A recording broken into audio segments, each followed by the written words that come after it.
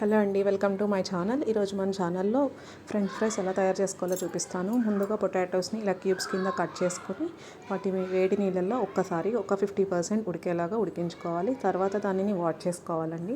Just water అంతా ఇలా drain అయ్యేదాకా ఒక్కసారి చల్లారిపోయాక అలా ఉంచుకొని పొయ్యి మీద ఆయిల్ పెట్టుకుని ఆయిల్ కాగాక వీటిని దాంట్లో వేసి వేయించాలి. ఒక్కసారి ఎల్లో కలర్ వచ్చేదాకా వేయించుకుని తీసేసుకోవాలి.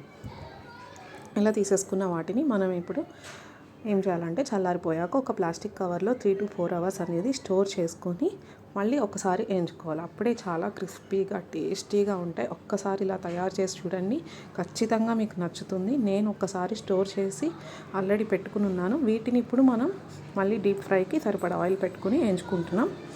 అలా గోల్డెన్ బ్రౌన్ కలర్ వచ్చేదాకా వేయించుకుంటే చాలా టేస్టీగా ఉంటాయి. జస్ట్ దాని మీద మనం ఉప్పు కారం అనేది జల్లుకుంటే సరిపోతుందండి. మీకు కావాలంటే చాట్ మసాలా కూడా జల్లుకోవచ్చు. నేనైతే ఉప్పు కారమే జల్లాను.